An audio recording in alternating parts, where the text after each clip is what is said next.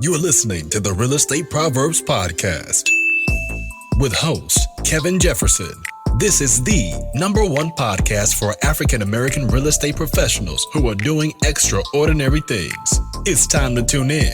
And now, your host, the People's Lender, Kevin Jefferson. Welcome to Real Estate Proverbs Podcast. I'm your host, Kevin Jefferson, and today we have a special guest by the name of Mr. Rod Watson. How you doing, Rod? I'm doing great, man. How about yourself? Man, I'm doing well. Rod, tell us a little bit about who you are. Yeah, man. Well, as you guys know, I'm Rod Watson. I'm actually from Houston, Texas, born and raised in Houston, grew up there up until I graduated from high school in 96 and went off to college in beautiful city of sunny San Diego, where I had opportunity to play college basketball. So my whole life, basically, before college was growing up in the city of Houston. My mom and dad, they got divorced when I was young. And I grew up, with a single mom. She raised me up until, again, I went off to high school. She got remarried. I have two other siblings. And then I have four other siblings on my dad's side that we're half brothers and sisters. And my mom's side of the family, they live in a town west of Houston. It was called Brookshire, Katy, Texas, which is where I ended up graduating from high school. But my dad's side of the family lived in the city of Houston called Fifth Ward. So, I'm a Texas kid, man. Had the, fortune. I was fortunate enough to grow up with a big family, and I got a lot of love. And we also, I went through some tough times during my period of being an adolescent. My mom, she got remarried, and it was a challenging relationship in the marriage that she was in.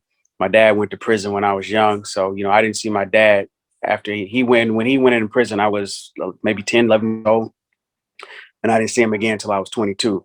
So, that was tough. I had to deal with, the effects from that. And of course, the impact that it had on my life, as well as my siblings and all the things that went on. So, growing up during that period of time, I had some challenges, but, and I, we got through it. And, here I am today, man. And I was fortunate enough, during that period of time to stay focused, work hard. I took to sports, played basketball. That became my passion around the age of 11, and just fell in love with the game, man, and then put my all into it. And fortunately for me, I was able to get a scholarship, play college basketball, which was a dream of mine.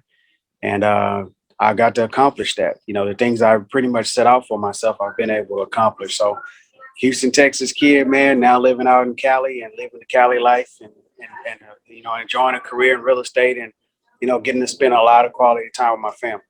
That's awesome, man. That's awesome. Yep. Hoops. You said you played in San Diego? Yeah. Played San Diego. It's called San Diego Christian, which is Division II college, where I had a chance to play. And Division II basketball, which was a great experience. Got to play some D1s, 2 programs. And I had a lot of fun doing that and enjoyed the process and got to meet a lot of great people. Also, playing the game, man, it just opened up so many doors for me. Let me introduce myself to so many people that otherwise I would not have met, which actually, because of playing, ball in college, I had a chance to meet people who are now playing a role as far as supporting me in my career. Had I not met those individuals through basketball, probably wouldn't be doing what I'm doing at this level. Gotcha. You grew up a Rockets fan? I did. Absolutely, man. Got the chance to see my man Dream and, Robert Orr and Sam Cassell, Kenny Smith, Clyde Drexler, Vernon Maxwell. Vernon was my favorite player. So I enjoy watching the Rockets growing up. And even before Vernon, those guys, Mitchell Wiggins, all those different guys that played for Robert Reed, those Rocket guys that were there in the early stages. I remember when the Rockets went to finals against the Celtics in '86, man. I was glued to the TV screen, man. That was big for us in the city of Houston. But yeah, man, definitely a diehard Rockets fans. Got my Rocket shorts on right now. I was hurt, man. I was hurt because I'm a Lakers fan. So when we lost to you guys in the finals, I was like, what in the world? But you guys, you just outplayed us, essentially. You outplayed us. Yeah. I still think, and of course, I was younger then, but I still think the Lakers would have been a better matchup. But I remember that series against you guys, just wanted it more. Yeah. Just wanted it more. Well, the Rockets were really good at that time, and of course, they had the Twin Towers, both Ralph Sampson and Hakeem Olajuwon. So those guys were a force back in the day, man. When you had those 2 7-footers, because the game of basketball, everything was about playing inside out. Whereas now in the era of basketball, everything's from the outside in. Very little in, unless guys are driving to the rim, dunking, or getting layups. Everything, shots that are being taken are all 3-point shots. Right. It's weird, man, because I guess at the time, like I said, we were younger. I guess at the time, I didn't realize that Dream was his second year in the league. In 86, yeah, let's see, he came in the league in 84. So yeah, 2 years in the league. 2 years in the league. And with Ralph Sampson, what, 3? He was about 3 or 4. Yep. 3 or they 4. Were both young. They were young guys, man. Yep. They were young guys. I always wonder what would happen if Sampson if he didn't have problem with his knees, where that team would have been. Yeah, it was tough back then. Those big guys like that, either they had knee or foot problems, man, which, a lot of big guys' careers were ended due to either knees or feet. But, when you're that big, man, that's a lot of impact on your joints running up and down the court like that, and the pounding that they take. Like, what a lot of people don't understand, like, I play, obviously, a guard my career. Your body doesn't experience the level of pounding that bigs face. Like, bigs are constantly boxing out. You're getting pushed, you're getting bumped, you're getting hit the entire game. Whereas guards, especially in this era, that just doesn't happen. But when you're playing as a big man, especially, they were physical back then. You got to remember, like there was a lot of fights back in the 80s with big men. If you go look at the game tapes, there was like people think these little fights that guys be doing, like they threw hands back then. So it was a physical game. And so it's just unfortunate. A lot of times, they didn't have like the medical technology like we have now, to help guys on the recovery, post-game recovery. Like, guys have cryotherapy, got the best doctors, they got the best chiropractors, therapists, massage, all of that. Like, guys just when I played back then, you know what I mean? And you just iced up after the game and that was it, and be ready to go the next day on a back-to-back. Now guys are sitting out if they sore, it's a different game, man.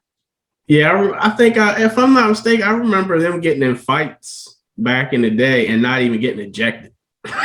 Like, people would get in fights and not get ejected. But, it's definitely a different league. 2 shots in the ball. You throw a couple of technical foul, 2 shots in the ball. Keep playing.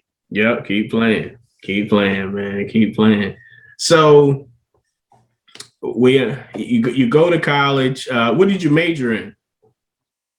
Yeah, I majored in kinesiology and counseling. So I had a double minor, that's where I majored in both kinesiology and counseling. Got you. So did you play pro at all? Yeah, I went overseas for a few years, played in Sao Paulo, Brazil, which was, it was cool. It was a great experience. Obviously nothing like the NBA. But yeah, man, I was fortunate enough to get that experience and see what that was like, and kind of max out on the dream of, playing basketball. I never knew that the game would take where it has. But, I was always the type of person that I knew if I worked hard enough and I did do the right things, took care of my body, I'd be giving myself an opportunity. And with the competitive, nature and spirit that I had, I always knew I'd have a shot. So the NBA just wasn't in the cards. But, I feel like if I played in this younger era, I definitely would have been in the NBA. But, back in that day in the 90s, man, you had to be fucking good. Like, I'm talking like McDonald's All-American. Now, like you got kids getting drafted now and they ain't even McDonald's All-Americans. You know what I'm saying? Like, like they getting into the league just, because the guard play is now about small, right? So if you got quickness and speed, which I had, and I can handle the ball, you could play. But, it's a different game. But, having that opportunity to play like that and see the world and compete against different people from all over the world was great, man. And I couldn't ask for more, especially coming from where I came from. Got you, man. Got you. Yeah, it's totally different, man. So you graduate high school. Well, you graduate college. You go overseas, play ball for a few years. How'd you get into real estate? Just really, man. Started with staying up late watching TV, man, and there would be these infomercials that would come on. and I stumbled across the infomercial. Carlton Sheets was the actual name of the guy, and he had a course called How to Buy a Home with No Money Down. And I studied the course. I paid for it. Best, $176 I ever spent in my life. Paid for the course, studied it, learned the language of real estate, and realized, like, man, this is a career path I want to pursue. I want to be in. And and then things just over time, I just kept studying and doing research, and then finally, after about 3.5 years of reading books and just kind of picking other people's brain that was in the business, I decided I wanted to, enter the career path of real estate. And I was coaching college basketball at the time. So a lot of people thought I was crazy because I left the college coaching ranks and, got into real estate. But, I knew what I wanted. I didn't want to work for someone. I didn't want another man or woman, for that matter, to have control over, how I spent my time and just my overall destiny. And that was a personal decision for me. And so I saw real estate as a way of creating, the type of lifestyle that I wanted, giving me the freedom that I wanted to be able to live life on my own terms. And of course, I knew that I would have to put in a lot of work to make good money, or if not good money. And I was willing to do it, and I'm still on that path. So it just was one of those, careers that I looked at and said, damn, not only can I make a lot of money, I can leave something behind for my kids from a legacy standpoint. And I can also, break how do I put it? Break these crazy curses that we've oftentimes had in our culture as Black people, right? Where, we've seen our families work for people, slave for people, make other people wealthy or rich. And then it's like, that's it. Your dad spend all his time working, or your mom spend all time working. She don't get to spend time with her kids, and you don't get to, really enjoy that like a lot of other coaches do when they're in control of their own destiny. So it was a no-brainer for me, man. And I jumped right in head first. Wow. You brought a blast from the past, man. Carlton Sheets, the original fix and flip. You know what I mean? I think that's really probably the first course on real estate that I knew of. Yeah, I don't others. I know there have been others, but his was, he was on TV. I know that guy spent a lot of money just to even get those courses, but I know he probably made a fucking killing off of those courses, man. I mean, they weren't super expensive, but they were informative, and I used the knowledge from those courses to actually buy my first property with no money out of pocket. And I did several other deals after that from learning everything in that course. It was probably the course that, a lot of these gurus, they're selling bullshit now. They're just wanting you to buy their books and tapes and filling it with filler, never really giving you the knowledge and information that's necessary to truly build a business or be successful at what they claim they're the best at, or gurus at. And so, his course was really straight to the point, broke everything down, gave you basically a big syllabus, to understand and break down the vernacular, the vocabulary of real estate, and the steps to take to actually put a deal together. And so I definitely valued that course and took a lot from it and was able to apply it. Got you. So what year was this? 2003. Okay. Yep. 2000. Yeah. 2003. So when did you get your license? I didn't get my license until 07, 08 in Texas. I started out licensed in Houston, Texas. And that's when I started. So let's talk about that. Yeah. Because that is like the ultimate bottom. You know what I mean? Like everything had crashed at that point, the Great Recession, in terms of real estate. So what was your first year like in that market? It was great, man. A lot of people thought I was crazy getting out of, like I said, college basketball. I actually was selling I was selling cars at the time before into real estate. I worked for Jaguar Land Rover, and the final dealership I was at was Porsche. And a lot of people thought I was crazy leaving Porsche to go into real estate when the market was crashing. But I understood what I was doing, and I was strategic about my moves. I focused on a niche, and we got into distressed sales because that was what was going on in the market at that time, foreclosures and short sales. And no one really knew anything about short sales. So I had a plan. I immersed myself into the short sale market, built my marketing and branding out, and started focusing on people that look like you and I that needed help. And lo and behold, a lot of people needed my help. And I ended up helping a lot of families avoid foreclosure. And it was rather quite surprising how fast things took off. So, I mean, literally from the time I got my license, my wife was also licensed, so she was doing business. Things took off, man, and we were able to, I was able to walk away from my job with no guarantee in income in 2008, and I've never looked. So, we've been blessed. It was good. The first year was awesome, and then it just kept building from there. Right. Explain to us what a short sale is. Yeah, a short sale is basically when someone actually purchases a say for instance, 100% financing, the market changes, there's no equity in the home, so they owe more than what the home is worth, but they fall into some form of a financial hardship, death in the family, loss of income due to a recession in the economy where, you might go from making 70,000, but your job says if you want to keep this job, you got to take a 10% or 20% pay in, income. Well, for a lot of people on fixed incomes, that's a lot of money, right? And you go from being able, which most people who are even on fixed income or salaries, that money is just enough money for them to pay their bills. So any type of change, in that can definitely be a profound impact as far as, their ability to pay their bills. And so it's a financial hardship, like I said, divorce, death in the family's loss of income, or you get laid off. All those things can factor into a financial hardship.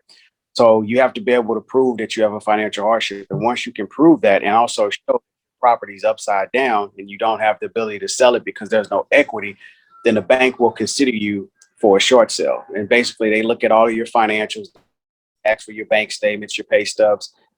If you're not employed, that they'll request verification for that.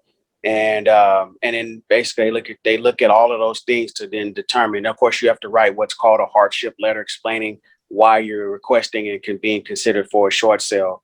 And once the bank approves you, and what happens is an agent like myself will represent you, put your home on the market at a reduced price. Typically, it'll be anywhere from 7 to 10% less than what the actual market is. And we would focus on marketing your property. So if the market was, say, for instance, for a non-short sale property, homes were selling at 500,000, but your home is a short sale and you're underwater, so you need to price the home 10% less. So instead of pricing at 500, you're pricing it at 470, 475. That's obviously going to attract a lot of buyers. And so we would get multiple offers oftentimes on these types of properties, and you take the highest offer with the best terms, and then you have to present that offer to the bank. And the bank has to review that offer and determine whether or not they want to accept that offer or counter that offer or reject that offer. If they choose to accept the offer, then you go into what's called, title or escrow. And typically, based upon the terms, that deal will close anywhere from 60 to 90 days, sometimes 120 days, because the bank has to go through review of that entire offer. And it's a process that they go through. Whereas if you have a non-short sale or distress transaction, you normally going to close anywhere from 15 to 30 days. So the short sale process took a lot more time than your standard transaction because, like I said, it required bank approval, and the banks don't move fast. They weren't staffed to deal with short sales at that time.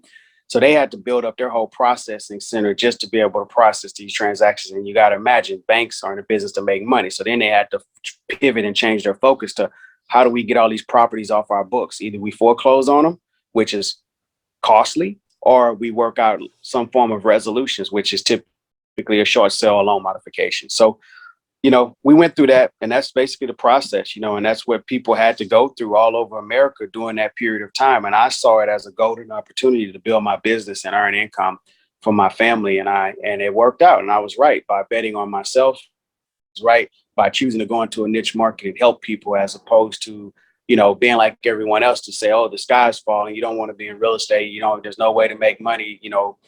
People don't have jobs, etc. I saw it as the opposite and found a way to make it work.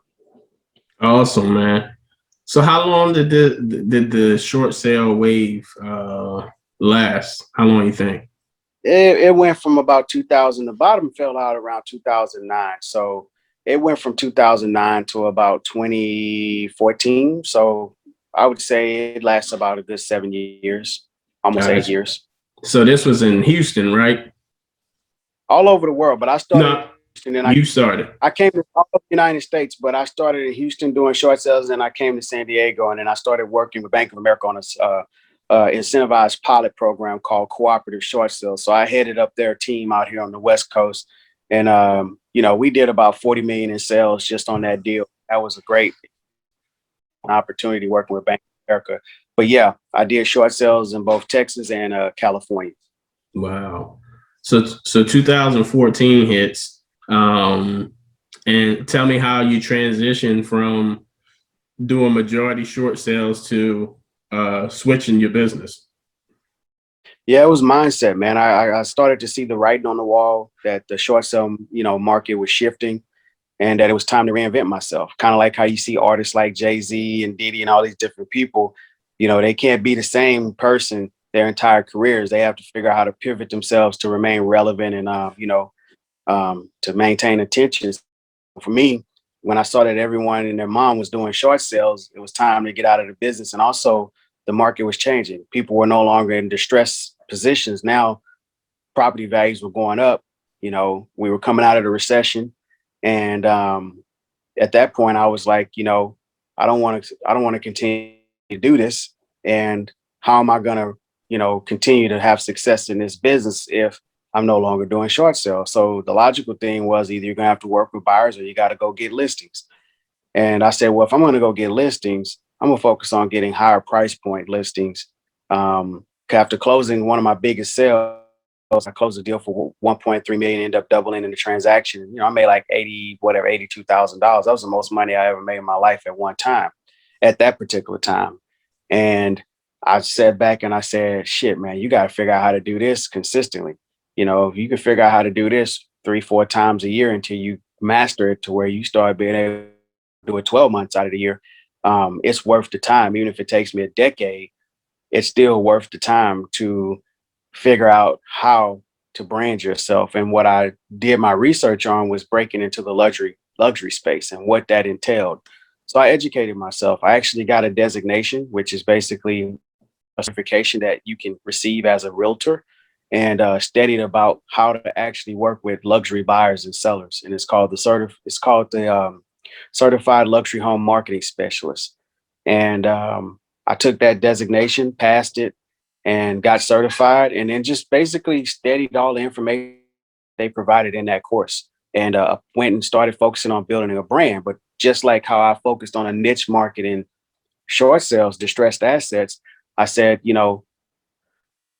how am I going to have success early and often in this space of luxury real estate when a lot of people don't look like me? Meaning probably 5% of the people that own luxury properties are not Black.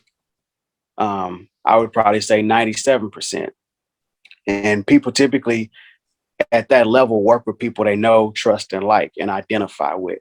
And I realized I didn't identify with a lot of white Americans that own out here on the West Coast, 2, 3, 10, 15, $20 million properties. And it was less likely they probably choose me over the more experienced agent that just so happened to look like them too as well. And so for me, it was like, all right, well, if you want to enter this space, you got to be realistic. And if you want to have success, you got to prepare yourself for what you're going to be faced with. And so I focused on pivoting and putting my attention back on sports, sports and entertainment. And I realized that I had a lot in common and that there was an underserved market where I could go in and be able to help athletes make, sound decisions when it came to buying and selling. So that's what I did. I focused on creating a brand in that space, steady, got the knowledge and information that I needed. And I went out and practiced. I went out and did the deals, marketed. When I got opportunities, I actually, I did my job and I performed, and got the job done. And as a result of that, more people begin to, trust me, refer business to me. And it just kind of just stair step year after year after year. So it was just about educating myself and realizing where the opportunities were, and then focusing, shifting my mindset and just staying committed to the process of doing what I needed to do. I did what I hated to do like I loved it, like Mike Tyson says, and I just stayed consistent with it. It takes discipline, that same level of discipline that I brought from the game of basketball. I just apply it. I've applied it in my life in real time here in the world of real estate. And you have to stay disciplined and consistent for a very long period of time. Unlike sports, you can go in the gym, get up shots, every day, and then you're playing twice a week and you can see the results of being in the gym, getting those shots. Whereas in real estate, you put a lot of time in, and it takes time to see the results from the time that you're putting in, sometimes years. And that's really the difference in this business of why people have success and people don't, because a lot of people aren't patient enough. And when adversity hits, which definitely comes in this business, people give up. They look for something else to do because they're not focused on building a career. They're just focused on how can I make money, right? And if you want to be in this business, you have to have a broader mindset and an understanding and a commitment to understand that it's going to take a lot of time to see results. But if you stay committed to it and you're prepared to reap reap the fruits of your labor back end, then you can have a lot of success when that particular time comes. But you just got to be willing to put in the work and stay consistent. So it was mindset. I had a mindset shift, and then I just stayed focused on building my business the way I wanted it to look like 5, 10, because that ball is constantly moving, right? I may be whatever I'm working on right now,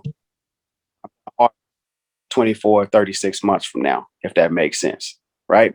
And each year that ball just gets pushed further out, further out, further out. So it's always ongoing, but you start to reap the benefits of the work that you're putting in now, 12 months, 24 months, 36 months. And that's something I clearly understood when I got into business. So I just stayed focused on doing what I needed to do, man, to maintain while I'm growing my business and to make enough money to be able to support myself and my family, which means you got to close bigger deals because you've got larger gaps in between.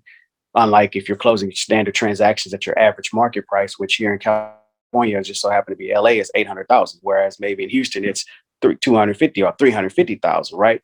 But the luxury market in LA starts at 5 million. Not everybody can sell a $5 million house. You just don't wake up and sell a $5 million house.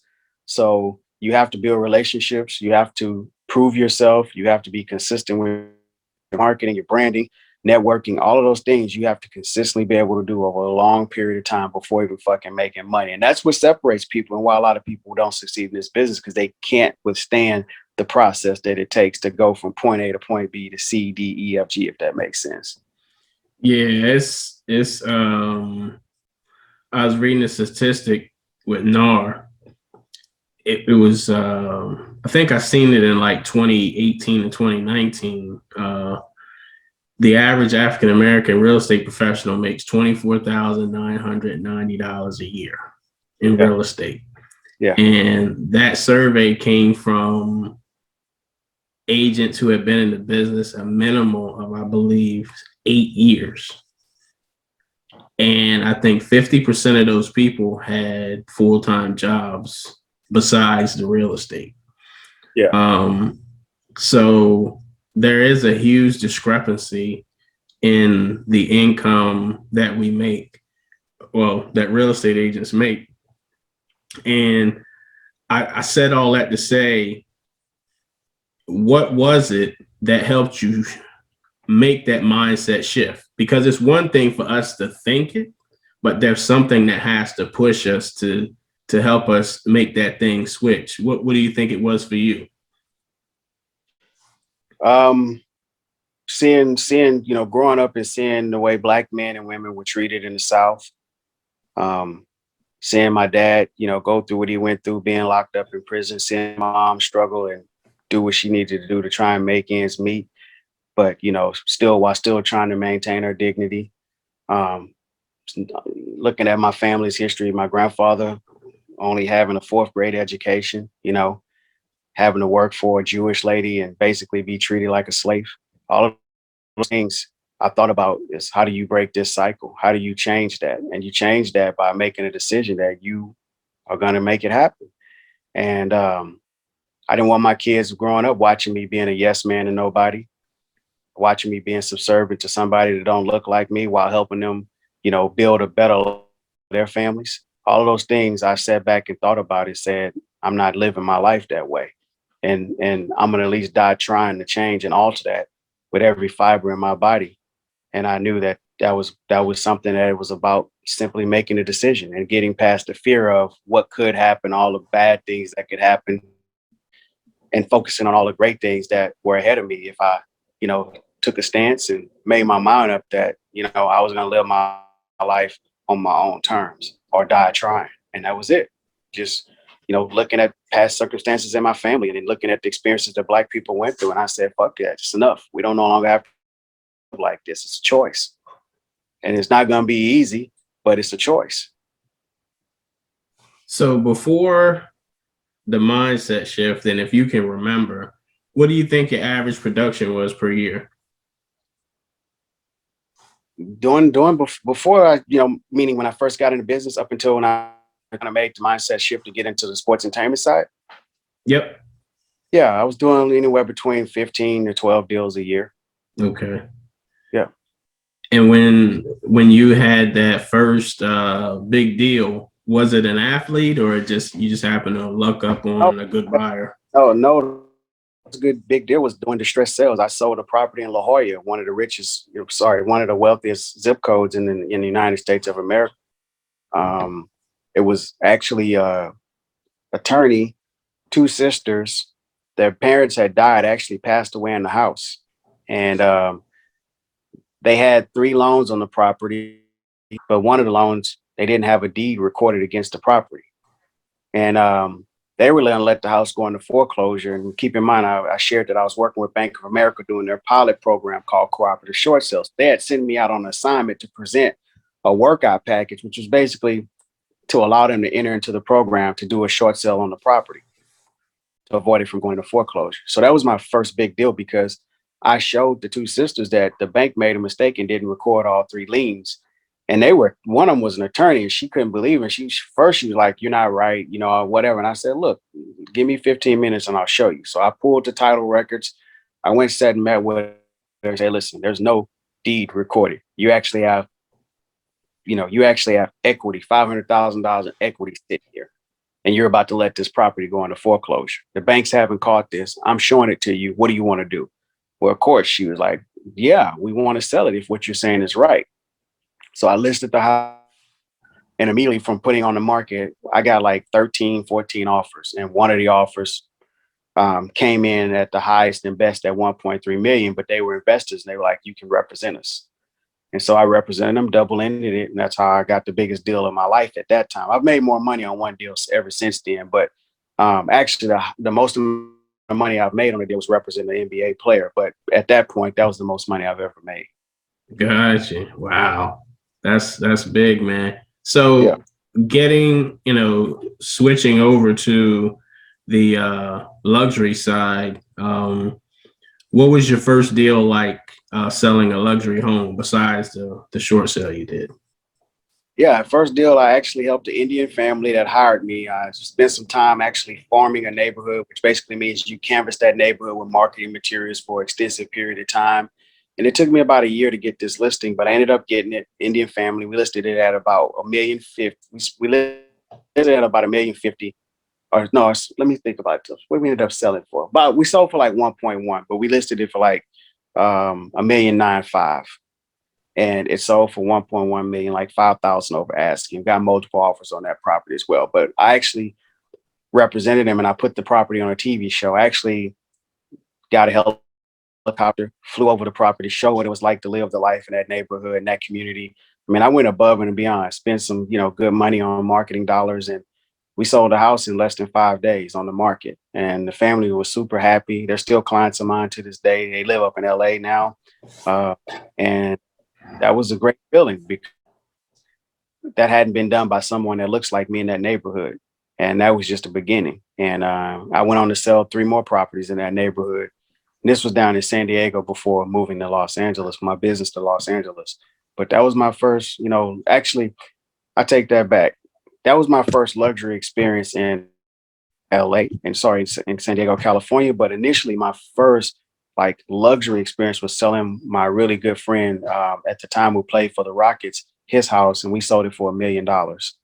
And we actually were still living in California, and his property was in Houston. And he called me and he trusted me enough to still market and sell his home. And we sold it in less than 30 days for $1 million. And he made some good money off of it. But that was our first luxury sale. And then the one I just explained to you afterwards was my second. And then everything else just kind of opened up from there. And I just stayed focused, just kept pushing. You still licensed in Texas? Yep. Yes. Okay. Cool. So breaking into that luxury market, Like, what were some of the things that you did to get those connections back? In the athlete space, I basically just focused on relationships that I had. I was coaching at the college level, reaching back out to AAU coaches, college coaches that I knew, families that I knew and that I had relationships with, um, you know, people that I just overall had relationships with and grew up knowing over the years and trusted. And I went back to them and reached out. And that was basically it, man. It was relationships that really opened up the doors. Like, from the years of playing basketball on the court, I got a chance to connect with NBA players. I got a chance to meet different executives at the front office level, because they would be in the gyms in the summer watching watching players play, or networking with the agents of the players. So I got you know, an opportunity to meet a lot of people. So what I did was I just went back and started reaching out to those people when I finally moved my business to LA, and let them know. First thing, I just focused on building my brand. I identified who my audience was, built a brand, put out marketing collateral, got a website, built the perception up of this is who I am and this is who I wanted to attract. And then once I did that, I focused on reaching out to the people, like I said, that I had built rapport with, letting them know I'm operating in this space. Hey, can you connect me with this person? Yeah, I'll introduce you. Or, hey, do you have a client that's looking to, relocate out here or buy a second home or invest? I'd love to be a resource. And that's just kind of where it started. And it took off from there. Wow. So you just use what you had. Yeah, most definitely. I mean, you have to do, if you're going to have success in the space, a lot of it's going to start with the people who know you and trust you, because it's tough to work with strangers and people that don't, and build rapport and trust with them, especially when you're at this level. So in terms of the luxury marketing, give me some ideas of some of the things you do to market your brand. Well, private events has been a big one.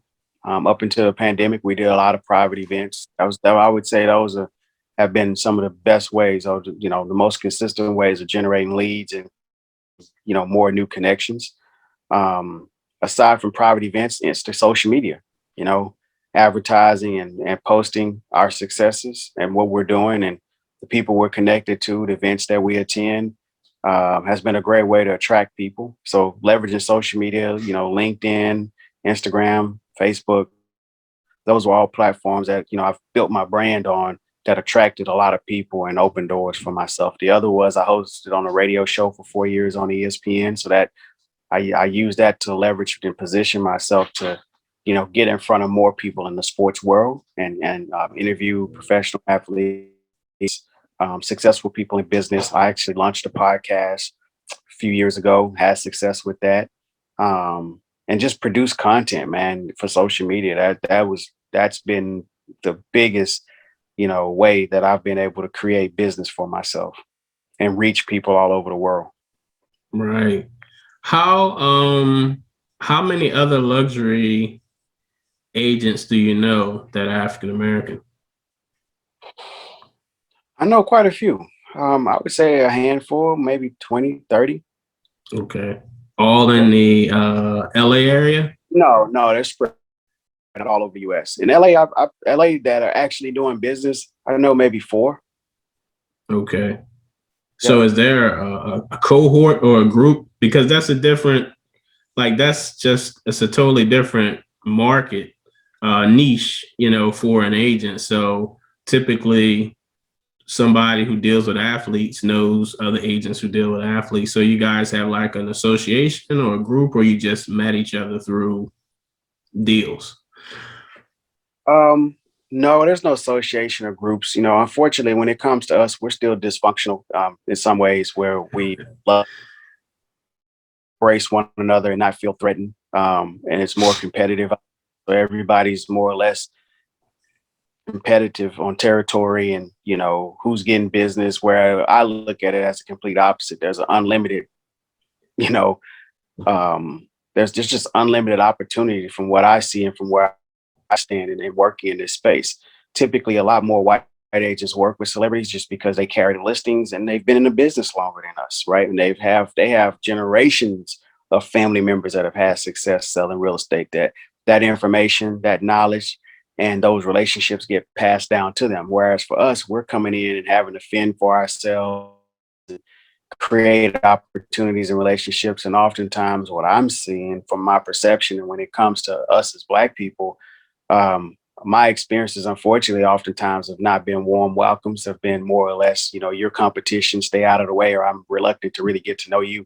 But I have met a good group that are, very supportive, and we root for each other, but we don't have like this organization or group. I am actually working on launching a group this summer called the Sports and Entertainment Network, SEN, that is collectively for us and by us. There are other groups out there, like I said, but they're predominantly ran and controlled by white people, and they've been created to keep us out of those circles. Where we're not, how can I put it? We're not openly rejected, but we're not openly welcome, if that makes sense. Makes a lot of sense. I chose to create my own and just focus on working with people who have, like minds like myself, and understand that we're better working together than we are being separated and apart. But like I said, we're new in this space. So with all of that being said, I understand what's needed. And I'm just focusing on building relationships with people who are open. And I've met quite a few, like I said, agents. It's just that at this level, man, it's just not fucking easy. Like, look at it and they probably look at me and think, oh man, how hard can it be to sell homes to ball players or just sell real estate, period. But man, at this level, it's cutthroat.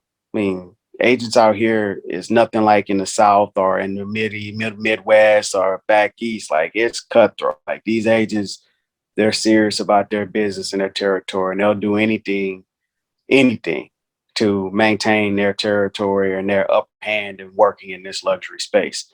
And with that said, I've just focused on what I can do to bring about change. So for me personally, I help a lot of younger agents that are underneath me on my team. And I don't say it in a negative way. It's just from an order standpoint of seniority and knowledge in this space. I share knowledge, information that I've learned in this business to help them grow and prosper in this space. And what I've seen since I've gotten into business of people that look like us, especially the older generation, there's a disconnect, and they're not embracing young Black agents. And I'm not saying all, I'm just saying a large percentage, because there's not a lot of us at this level. And so for me, I'm like, all right, how can I pass this information down to the next generation so it continues to, expand and grow, and more agents can have success in this space. So I've been focused on creating a networking group that's for us and by us, and also mentoring other younger agents that look like you and I, and helping them get themselves established in the business of real estate. Got you. So what was your production in 2020? Last year was a down year. I didn't do a lot of business because I focused on a couple other projects, but we ended up doing collectively as a team, we did 12 million. Whereas the year before we did almost 18. So, and the year before that we did 15. So it's been kind of teetering between like that 12 to, $15 million range, which is good money, and since my business is pretty much all referrals, I don't chase people. I don't beg people for business all day. I just focus on referrals and people that I know and trust. And when they refer me business, I service those clients. And I've just been working on other projects to help me grow and expand my brand through my networking events. I'm actually working on a couple of projects to bring a TV series to network. So it's just, it's thinking really beyond just I'm a realtor, right? I'm running a business and a brand. So I'm always thinking about the next move and how do I continue to build and expand and fast track my way through this career path, as opposed to what traditionally most people, it takes them 20 or 30 years to get to where I am. I've done it in 4 years. Wow. So as a luxury realtor, what happens if someone comes to you and say, hey, I want to buy a house for $300,000? If there's a house to sell them for $300,000, I'm going to sell it. Okay. And I asked that question because a lot of people think that from my understanding, that when you're a luxury or you have a niche that you don't do anything else. No, I mean, I don't discriminate, man. I'm not one of those agents where it's like, oh, I only do this, meaning I only sell luxury. I only sell to ball players. I mean, I could be that way if I, but I mean, if anyone comes to me and they're seeking to work with me, I consider that as a privilege and an opportunity. The only thing I ask from them is to take what I do and what I've built seriously and respect me as a professional. And as long as they do that, then I'll work with them. I'll help them. Gotcha. Are you in any type of mentorship programs or anything? Myself, like being Yeah. mentored by someone? Yes. No, I'm not. I'm not in any type of programs. I do reading and I've networked with different people, but I don't have a mentor that I, seek out in this space. Um, but I've learned from a lot of people over the years. I guess I could say that. Gotcha. Is your wife still an agent?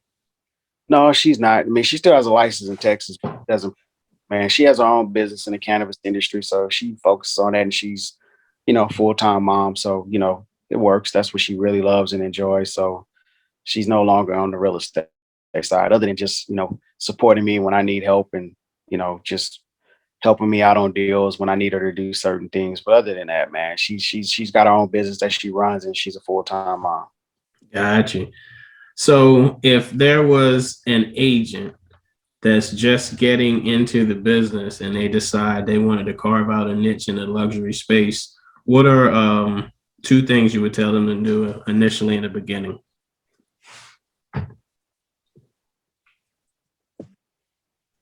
So if there's an agent that wants to get into business, they want to carve out basically their name in the luxury space, what would I tell them to do? Two things. Well, one, determine who your audience, your niche audience is going to be in that space. I mean, what are your strengths? Figure out what your strengths are, what's going to create that separation and create those opportunities for you to have success early on based upon your personalities and the relationships that you have. And then once you figure that out, then determine what your brand is. What do you want to be known for? And build around that, right? And write those things down and create the persona that you want to have for yourself and your brand. And then the third thing I would tell them is just go out and build relationships. I know you asked for two, but I'm gonna give you three. Is go out and build relationships and then also leverage the relationships that you developed over the years. And seek those people out and figure out who you can help that at that particular time and moment. So those that's what I would tell them, if they want to have success in this space, is develop the relationships with people that are already, in the luxury space that you want to network with and get to know. And if you already know people in the luxury space, leverage those relationships by asking them to introduce you to people that you want to be connected to. Gotcha. In terms of your team, of how many members are on your team? It's 5 of us. It's actually, sorry, 7 of us total, 7. What was your first hire? What position? My first hire were it was an assistant, and then I brought on 2 other agents after that. Okay, cool. And what does 2021 look like to you guys from a production standpoint?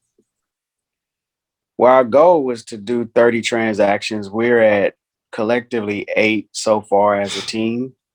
I think we'll, based upon how this year is going and what we have in our pipeline, I feel we'll hit that number and maybe exceed it. But right now we have 8 total as a team. I've got 4 myself, and we got a couple of the team members. Then we got 3 deals that are about to go into escrow, so we'll be past 10. By the time we hit July, and with the last half of the year, the last 6 months, we'll only have another, 10 or so to go. So I see us having a really good year this year, especially with the way the market is out here in LA and how strong everything is as far as, representing sellers, which is a large part of our focus is representing sellers and getting listings. So I see us having a very strong year this year, and we're off to a great start, making a lot of money. That's good, man. So Yep. in terms of growing, what are some things you guys are putting in place to continue to grow the brand? More events now. I've got an event coming up in July. Like I said, my thing's all about relationships, man. I'm one of those people that I'm not selling you fluff. I believe my track record speaks for itself. My numbers may not be as big as the other agents that I compete against because I haven't been in the business as long as them. But if you look at the level of clients that I'm working with and the period of time that I've been able to do it, most of the bigger agents that are doing big numbers now, they weren't near where I was 3 or 4 years into their career. So for me, it's about helping others, meaning the agents that I have on my team, helping them, bringing them along, helping them get their deals closed. And it's really about, developing more relationships in this space, building more relationships, growing the brand through more private events that allow us to connect with genuine people that we want to get in front of, or that we want to get to know. And I've got a couple other big things in the works. So, really just focusing on just the relationships aspects. But that's how you sell the big deals. You don't necessarily get the big deals just calling people, and you might get a couple here and there for the year, but overall, a consistent flow of business comes from people that know, like, trust you. And so for me, it's about hosting more events and expanding and showing people who we are, getting to know people, and just build that level of trust even deeper, and people like to be in good setting environments where they can, connect with other very high level individuals, people that they, look up to or respect. And so I like getting people in those types of environments, in the rooms, and just networking, man, and just building relationships. So the focus is build more relationships, generate more leads, as a team, and collectively stay consistent with that throughout the year. And as long as we're doing that, we'll be fine. We're going to hit our numbers, and we'll keep growing and keep building. Gotcha. Yeah, I look at your marketing on social media, more specifically Instagram and probably your website.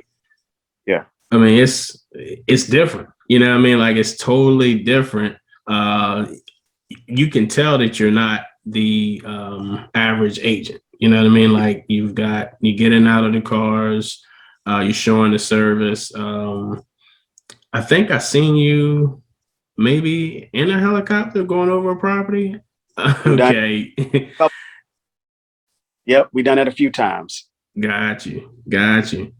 How much do you think you spend on marketing a year? A year, I'll spend anywhere between, man, like anywhere from like $7,000 to $10,000, give or take. Wow. I would have thought more just from the pictures that I saw. You know what I mean? Like, Nah, man, I'm frugal. I still figure out ways to get a lot of shit done for next to nothing, and that's the thing about social media. It's like TV. Perception is reality. So I understand how to position myself. I understand how to put out a certain level of quality of products, and I know people, and I seek people out that can bring value to what I'm doing. So I don't just throw money away. A lot of agents just throw money away on shit that they never even get returns back on. And since I'm more focused on the relationship aspects, I'm not trying to work with everybody. I'm trying to work with a specific group of people, build trust and a brand amongst a specific group of people. And that's just been my focus. And in doing that, I found ways to be able to do that without having to break the bank. wow. That's what's up, man. A lot of great information in this podcast, man. Yeah. Are you currently reading any professional development books? Yeah, I've been reading The Millionaire Agent. I'm reading that again. Why Should All the White Guys by Richard Lewis. Why Should All the White Guys Have All the Fun? That's a really good book. That's a real good motivational book. I highly recommend. And reading, I just read his autobiography. So those have been 3 books that I'm currently reading right now. I didn't hear whose autobiography? Richard Lewis. Okay. All right. Got you. Yeah. Got you.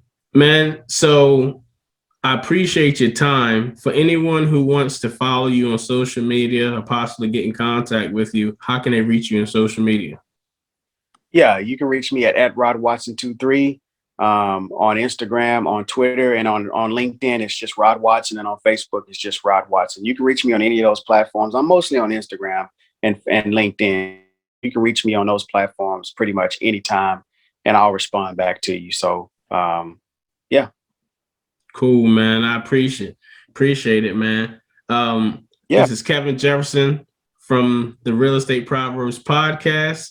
If you think this episode was helpful to you, please subscribe, like, and share. Thank you, and have a good night. Thank you, Kevin, man. Appreciate you. Thanks for having me on. Thanks, bro. If you like this podcast, please like, subscribe, share, and comment. And I'm your host, Kevin Jefferson. Have a great day.